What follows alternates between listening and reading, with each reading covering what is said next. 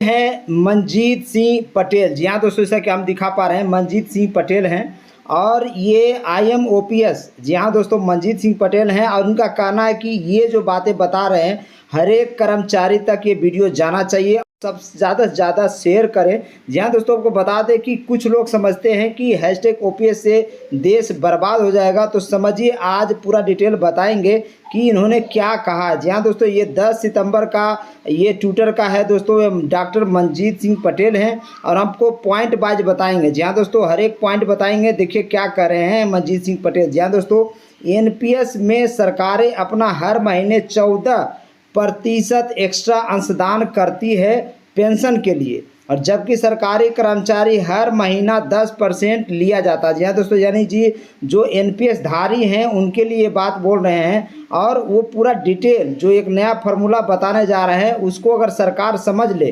तो सरकार के लिए भी आसान होगी, सरकारी कर्मचारी के लिए भी आसान होगी। जी हाँ दोस्तों, दूसरा पॉइंट ये बोल रहे हैं कि केंद्र सरकार में अमूमन कोई कर्मचारी 30 साल नौकरी करता है। जी हाँ दोस्तों, अगर कोई कर्मचारी केंद्र सरकार में 30 साल नौकरी करता है तो इसका मतलब उसकी पूरी नौकरी की सैलरी का 14% वेतन के बराबर है। जी हाँ दोस्तों, मात्र 14% ही उसके पूरे वेतन के बराबर है। ये मंजीत सिंह साहब पटेल जो बता रहे हैं दोस्तों। इसके अलावा जी हाँ दोस्तों, जब सेवानिवृत्त जब कोई रिटायरमेंट होता है पर यह सारा पैसा 10% आपका, 14% सरकार का, दोनों पर रिटर्न NPS में या तो कर्मचारी के परिवार को मिल जाता है या इसका 40% किसी कंपनी को जिससे रिटायरी एन्युटी खरीदा जाता है। जी हाँ दोस्तों, को पता होगा NPS में जो टोटल कॉर्पस जमा होता है, टोटल कॉर्पस जो जमा होता है उसका 60% आप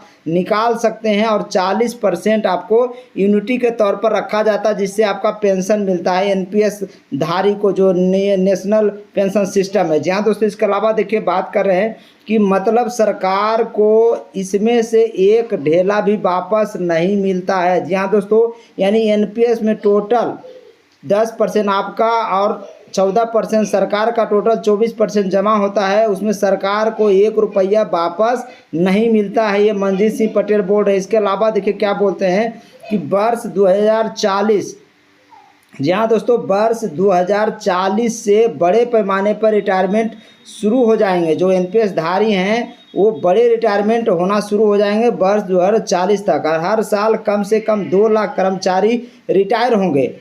अगर सरकार रिटायरमेंट पर सरकारी अंशदान के बदले OPS के बराबर पेंशन की गारंटी का विकल्प दे दे तो सरकार को पूरी नौकरी में दिया गया अंशदान एकमुश्त वापस मिल जाएगा। जी हाँ दोस्तों, ये बहुत बड़ी बात ये बोल रहे हैं कि अगर सरकार रिटायरमेंट पर सरकारी अंशदान के बदले OPS के बराबर पेंशन की गारंटी अगर दे देती है सरकार, तो विकल्प दे दे तो सरकार को पूरी नौकरी में दिया गया अंशदान 14% जो सरकार जमा करती है 30 साल तक, 35 साल तक, एक मुश्त वापस मिल जाएगा। जी हाँ दोस्तों, यानी सरकार जो मंजीत सिंह पटेल उनका कहना है कि आपको बता दें जो 14% सरकार देती है और आप 10% जमा करते हैं तो वो पैसा सरकार को भी नहीं मिलती है और आपको 60% तो मिलती है, लेकिन 40% जो इसके ऊपर आपको पेंशन मिलता है दोस्तों, यानी कि आपका तो पैसा मिल जा रहा है लेकिन जो 14% जो सरकार की कटती है वो सरकार को वापस नहीं हो पाता है। इस केस के लिए ये बात बोल रहे हैं। इसके अलावा देखिए बता रहे हैं कि इस लिहाज से वर्ष 2040 में कम से कम सरकार को 2 लाख करोड़ रुपया वापसी मिलेंगे। जी हाँ दोस्तों, अगर 14% वाला अगर सरकार ना जमा करें कंपनी में, यानी शेयर मार्केट में ना लगा के अपने पास रखे, तो 2 लाख करोड़ रुपया वापस मिलेगा जो आगे हर साल जारी रहेगा। और यानी सरकार का सारा पैसा घूम कर 30 से 32 साल बाद सरकार के पास पहुंच जाएगा, वो भी ब्याज और रिटर्न सहित। जी हाँ दोस्तों, एक बड़ी बात बता रहे हैं मंजीत सिंह पटेल। इसके अलावा देखिए अगर आप 2 लाख लोगों को 2040 में रिटायर होंगे और सभी को 10 साल भी जिंदा नहीं रहेंगे, जिनकी डेथ होती है हो जाएगी, यानी जिनकी डेथ होती जाएगी उनके परिवार का पेंशन हर महीने 60% तो देना ही पड़ेगा।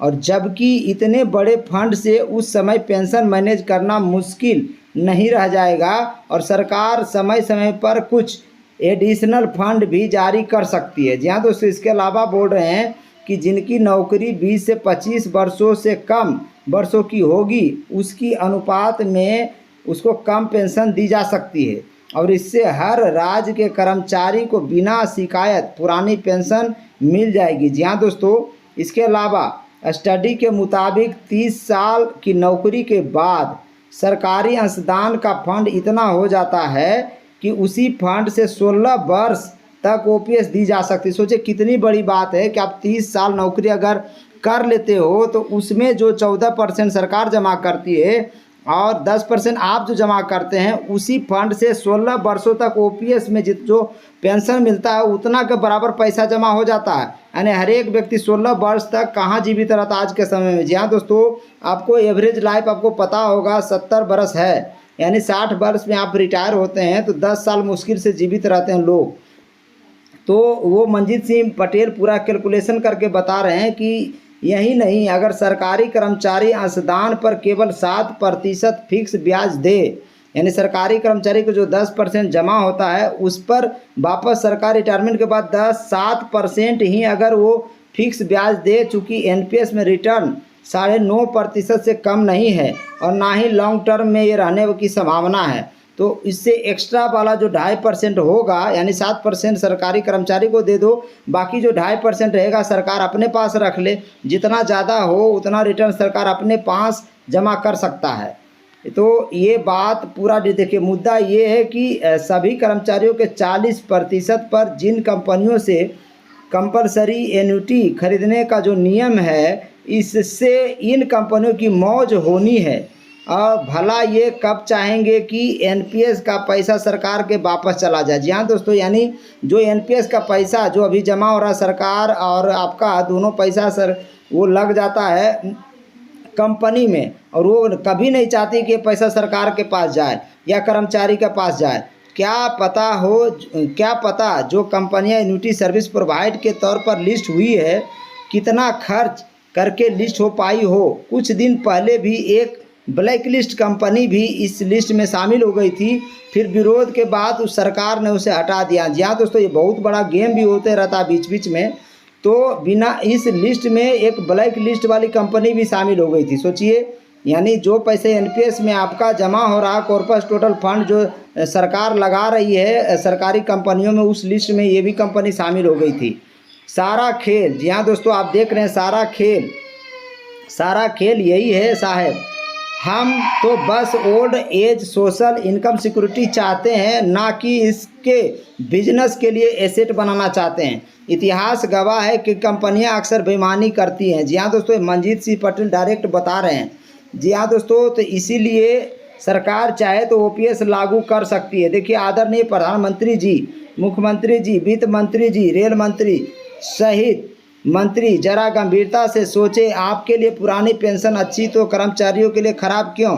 आप चाहें तो ओपीएस सारे कर्मचारी को दे सकते हैं। जी हाँ दोस्तों, जो फंड बाजार में इन्वेस्ट करें वो अपने पास रखें और 7% ही अगर सरकारी कर्मचारी का उस फंड का मिलता है, मात्र 7% की बात करें, मात्र 7% ही अगर मिलता है, बाकी अगर ज़्यादा हो तो अपने पास रख लें। सरकारी कर्मचारी का जो 10% योगदान है उसी से सरकारी कर्मचारी का पेंशन मिल जाएगा ओपीएस की तरह। जी हाँ दोस्तों, सरकार चाहे तो ओपीएस लागू कर सकती है और इस फार्मूला से भी कर सकती है। आपका क्या विचार है ज़रूर बताना। मेरे चैनल को लाइक और शेयर कर देना। जय हिंद।